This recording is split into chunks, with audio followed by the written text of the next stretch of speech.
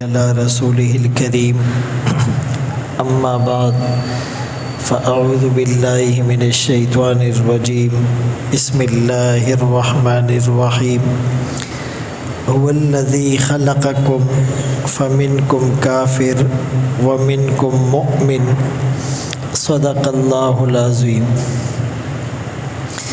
قرآن کریم کی اس آیت میں اللہ کریم کا فرمان ہے کہ وہ اللہ جس نے تمہیں پیدا کیا اور پیدا کرنے کے بعد دو حصوں میں تقسیم کیا، کچھ تم میں سے کافر ٹھہرے اور کچھ تم میں سے مومن ٹھہرے۔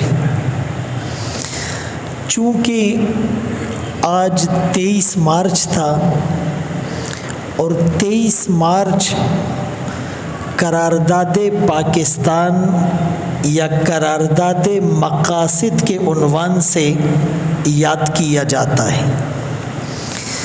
تو قرارداد مقاصد کیا تھا؟ ایک قرارداد تھی جو 23 مارچ 1940 کو پیش کی گئی، جس میں یہ مطالبہ ہوا کہ مسلمان اور ہندو دو الگ الگ قومیں ہیں، ان کے نظریات الگ ہیں، ان کی تہذیب الگ ہے، ان کا کلچر الگ ہے، یہ ایک ساتھ رہ نہیں سکتے، دیر بعد چل نہیں سکتے۔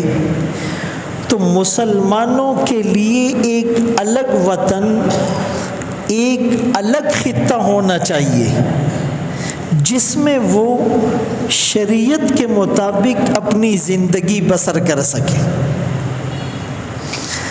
پھر ایک موقع پر پاکستان بننے کے بعد پاکستان کی دستور ساز اسمبلی میں 1949 کو پھر ایک قرارداد پیش ہوئی۔ پاکستان بننے کے بعد بھی دو طبقے تھے۔ وہ طبقہ جنہوں نے پاکستان کا مطلب کیا لا الہ الا اللہ کا نعرہ لگایا تھا، جنہوں نے علماء کی چھاؤں میں اپنی تحریکیں چلائی تھی، جن کا ذہن اسلامی اور نظریاتی تھا، ان کا مطالبہ تھا کہ اس ملک کا جو نظام ہوگا وہ اسلامی ہوگا۔ اور دوسرا طبقہ وہ تھا کہ جو کہنے لگے کہ پاکستان کو ایک سیکولر اسٹیٹ بننا چاہیے۔ اسمبلی کے اندر علامہ شبیر احمد عثمانی رحمۃ اللہ علیہ اس ملک کو اسلامی بنانے کی جد و جہد میں مصروف تھے، اور سید سلیمان ندوی، ابو العلا مودودی، مفتی محمد شفیع رحمۃ اللہ علیہ، اس طرح کے بہت سے اکابر وہ اسمبلی کے باہر اس ملک کو اسلامی اسٹیٹ بنانے کی کوششیں کر رہے تھے۔ یہ جو ملک ہے اس کے لیے بڑی قربانیاں دی گئی ہیں، اور جو لوگ یہ کہتے ہیں کہ اس ملک کے لیے قربانیاں دینے والوں میں علماء نہیں تھے، ان کو تاریخ کا پتہ نہیں ہے۔ بانی پاکستان قائد اعظم محمد علی جناح رحمۃ اللہ علیہ کو یہ جو کیپ پہنائی تھی، یہ مولانا اشرف علی تھانوی رحمۃ اللہ علیہ نے پہنائی تھی۔ ان کو یہ جو شیروانی پہنائی تھی یہ ان کو مولانا اشرف علی تھانوی رحمۃ اللہ علیہ نے پہنائی تھی. حکیم الامت مجدد ملت اشرف علی تھانوی رحمۃ اللہ علیہ. پھر پاکستان بننے کے بعد پاکستان کا جھنڈا جس شخصیت نے لہرایا وہ علامہ شبیر احمد عثمانی رحمۃ اللہ علیہ، جو مفتی محمد تقی عثمانی صاحب، مفتی محمد رفیع عثمانی صاحب، ان تمام اکابر کے استاد تھے. اور آج بھی شبیر احمد عثمانی رحمۃ اللہ علیہ کی جو قبر ہیں وہ اسلامیہ کالج کی بیک سائٹ پر ہے. بہت سے لوگوں کو شاید پتہ بھی نہیں ہے. یعنی اس ملک کا جھنڈا لہرانے والی عظیم علمی، دینی، روحانی شخصیت وہ آج بھی کراچی میں اسلامیہ کالج کے عقب میں آج بھی ان کی قبر موجود ہے. تو اس سے بڑی دلیل کیا ہو سکتی ہے؟ اور پھر جو مشرقی پاکستان تھا، جو بنگلہ دیش ہے بھی، وہاں بھی جو جھنڈا لہرایا وہ علامہ ظفر احمد عثمانی رحمۃ اللہ علیہ نے لہرایا تھا. تو بتانے کا مقصد یہ ہے کہ 23 مارچ کو 1940 میں قرارداد مقاصد اور 23 مارچ 1949 کو قرارداد پاکستان، اس کا مفہوم اور متن یہ ہے کہ یہ ملک ایک اسلامی ملک ہوگا. یہاں پر قرآن و سنت کی بالادستی ہوگی. بدقسمتی سے ہر سال ہم ان ایونٹس کو مناتے تو ہیں لیکن اس کی ہسٹری ہمیں پتہ نہیں ہے. یعنی میں اگر یوں کہوں کہ 80% لوگ ان سے جب آپ پوچھیں گے کہ 14 اگست کو پاکستان آزاد تو ہوا لیکن اس کے پیچھے بیک گراؤنڈ کیا تھا، قربانیاں کیا تھی، جد و جہد کیا تھی، کون کون سی تحریکیں چلی، کتنے لوگ شہید ہوئے، کتنے لوگ پابند سلاسل ہوئے، وہ ہمیں پتہ نہیں ہے. 23 مارچ کو قرارداد مقاصد کیا تھا، قرارداد پاکستان کیا تھا، اس کی شقیں کیا تھی، اس میں رول کس نے ادا کیا، پتہ ہی نہیں ہے. 6 ستمبر کو دفاع پاکستان ہوا. 7 ستمبر 1973 کو پاکستان کی آئین ساز اسمبلی نے قادیانیوں کو غیر مسلم اور اقلیت قرار دیا. اس قوم کو اپنی تاریخ کا پتہ نہیں ہے، اور جو قومیں اپنی تاریخ کو بھلا دے تاریخ انہیں بھلا دیتی ہے، ان کا نام تک نہیں ہوتا داستانوں میں. تو بہرحال آج جس سیناریو میں اس ملک کو ایک سیکولر اسٹیٹ بنانے کے جتن ہو رہے ہیں، اس کا ایک عملی مظاہرہ، تازہ مظاہرہ 8 مارچ کو آپ نے عورت مارچ کی صورت میں دیکھ لیا. میں نے اس پر اپنا ایک کلپ بھی دیا کہ بھائی یہ تو بات کی بات ہے کہ عورت کے حقوق کیا ہے، عورت کو اسلام نے کتنی آزادی دی، عورتوں کے ساتھ اس ملک میں کتنا ظلم ہو رہا ہے، یہ تو بات کی باتیں ہیں. اگر آپ غور کریں تو ان کے نعروں میں، ان کے سلوگنز میں ایک نعرہ بھی شریعت سے میل کھاتا ہوا نظر نہیں آتا. ہمیں میراث میں حق دو، یہ مطالبہ نہیں ہے. ہمیں مہر دیا جائے، یہ مطالبہ نہیں ہے. کفو میں برابری میں ہماری شادی کی جائے، یہ مطالبہ نہیں ہے. عورتوں کے اوپر ظلم نہ کیا جائے، یہ مطالبہ نہیں ہے. مطالبہ کیا ہے؟ ہم پردہ نہیں کرے گی، ہمیں نکاح نہیں کرنا. ایک عورت 4 شادیاں کیوں نہیں کر سکتی؟ عورت کرکٹ کیوں نہیں کھیل سکتی؟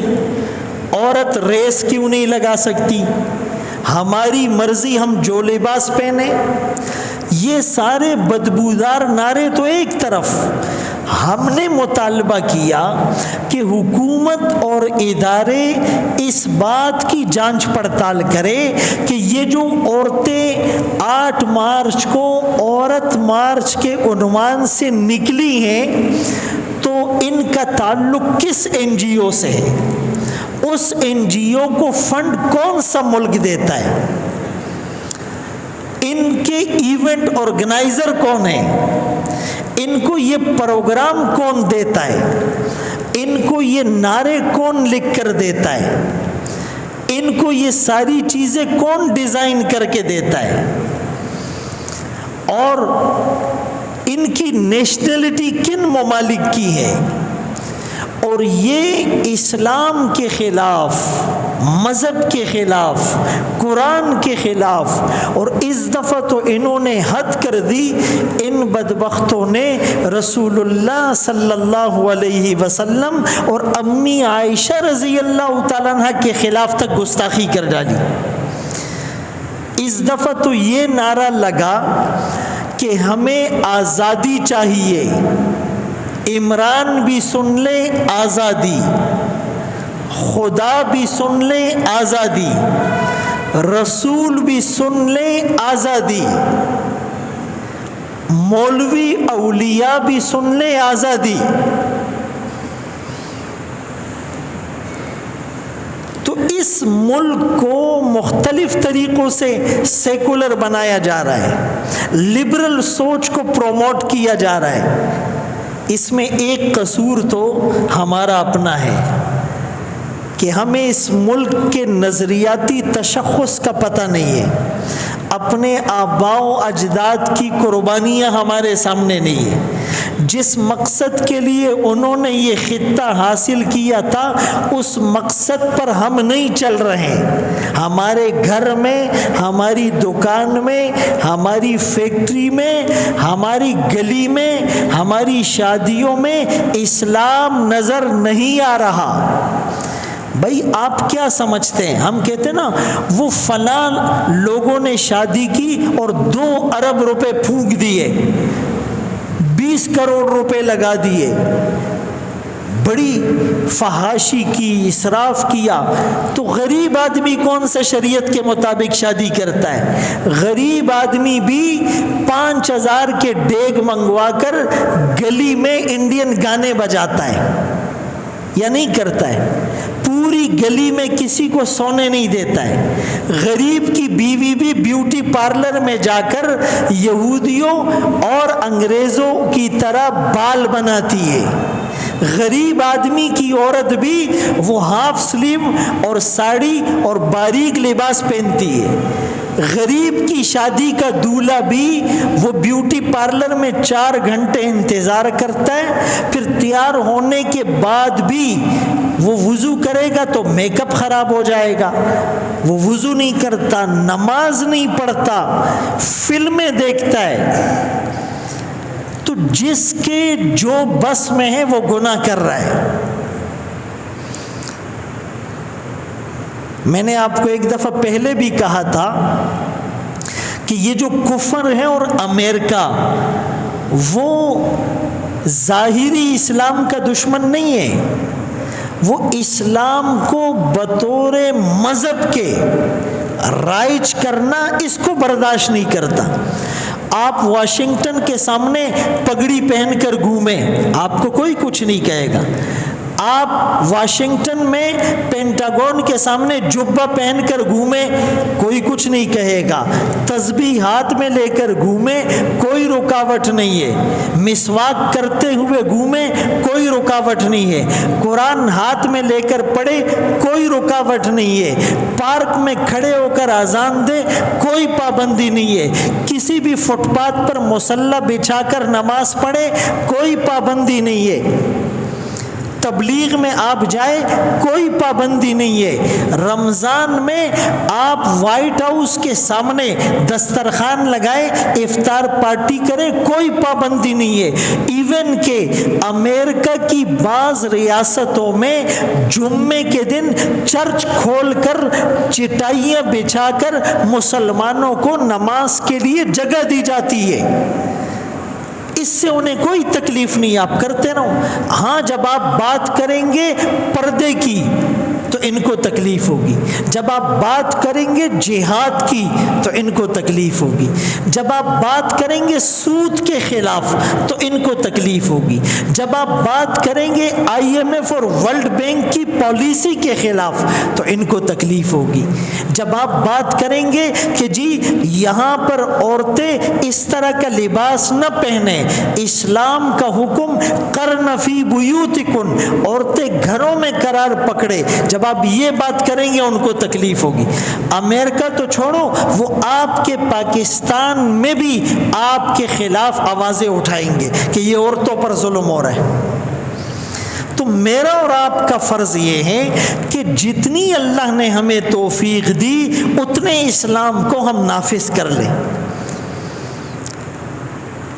ایک شخص کہنے لگا جی بس اللہ کرے شریعت آ جائے، ہم لوگ بھی کہتے نا یہ نا خدای خودی شریعت راولی، طالبان و نظام دے خدای راولی، ہر آدمی کہتا ہے نا بھائی وہ تو بات کی بات ہے، آپ کو اپنے بدن پر فل اختیار ہے، یا گورنمنٹ کہتی ہے کہ نہیں داڑھی نہیں رکھو، کوئی پابندی ہے داڑھی پر؟ امامہ پہننے پر کوئی پابندی ہے؟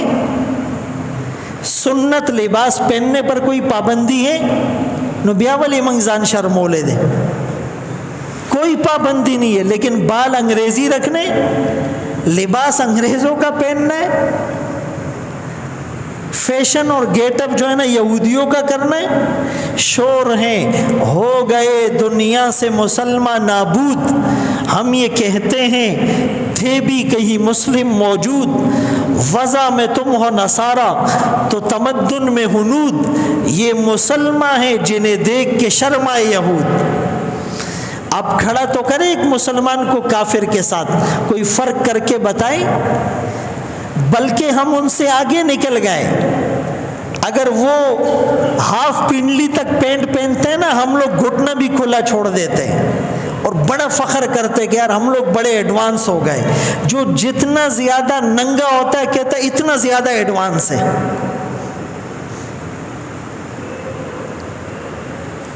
آپ ایک مسلمان لڑکی کو ایک کافر لڑکی کے ساتھ کھڑا تو کریں، آپ فیشن تو چیک کریں، آپ شادیوں میں ڈریسنگ تو چیک کریں، آپ بیوٹیشن تو چیک کریں، آپ جو شادیوں میں رسومات ہوتی ہے وہ تو چیک کریں، آپ جو گانے بجانے مایو کی مہندی کی جوتا چھپائی کی منہ چھپائی کی یہ جو رسمیں ہوتی ہیں آپ ذرا یہ تو چیک کریں۔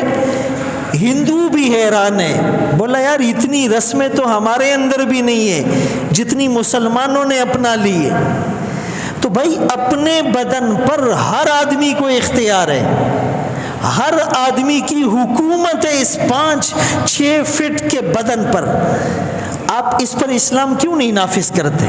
نمبر 1۔ نمبر 2، ہر آدمی کو اپنے گھر کی 4 دیواری اور باؤنڈری میں سلطنت حاصل ہے۔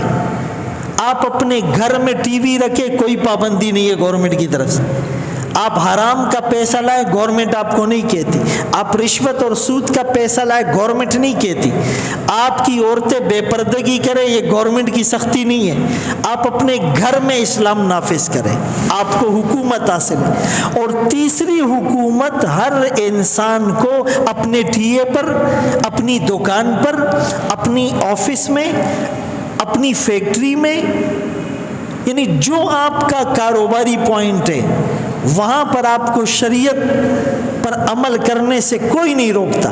یہ 3 حکومتیں اللہ نے ہر انسان کو دی ہیں، ان 3 حکومتوں میں آپ شریعت کو نافذ کریں، قیامت کے دن اللہ آپ سے نہیں پوچھے گا، لا یکلف اللہ نفسا الا وسعها، اللہ کسی کو اس کی طاقت سے زیادہ کا مکلف نہیں بناتا۔